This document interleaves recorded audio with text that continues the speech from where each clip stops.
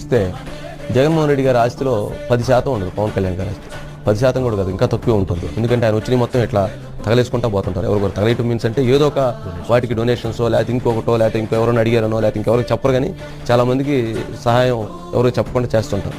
అది ఎవరికి బయటికి కూడా రాకూడదు, మూడో కంటికి తెలవకూడదు అంటారు తాను ఇచ్చినటువంటి సహాయం. మరి అలాగా చేస్తుంటారు. మరి జగన్మోహన్ రెడ్డి గారి ఆస్తి ఎంత? 400 కోట్లు 700 కోట్లు చూపెట్టారు. భారతదేశంలో ఉన్నటువంటి ముఖ్యమంత్రి అందరిలోకి అత్యంత ధనికమైనటువంటి ముఖ్యమంత్రి. ప్రతిపక్ష లీడర్లో కూడా ఆయన అంత ధనికమైనటువంటి ప్రతిపక్ష లీడర్ లేడు. మరి అలాంటి వ్యక్తి ₹1 కోటి ఇచ్చాడు. ఏది? పార్టీ ఫండ్, పార్టీలో తీసిచ్చాడు. అది కూడా వాళ్ళు పంచుతారో లేదో కూడా తెలవదు. మరి మరి మరి దీన్ని ఎలా చూడాలి, దాన్ని ఎలా చూడాలి? అది ఒక లీడర్ అనేటువంటి వ్యక్తి, ఒక మానవత్వం ఉన్నటువంటి వ్యక్తి యొక్క ఆలోచన విధానాలను బట్టి సహాయం పెట్టేటువంటి గుణం ఉండాలండి. పెట్టేటువంటి సహాయం చేసేటువంటి గుణం ఉండాలి. మనం ఎంతైతే ఇలాంటి కష్టాల్లో ఇలాంటి సహాయాలు మనం చేస్తామో మనకు అంతటి సహకారం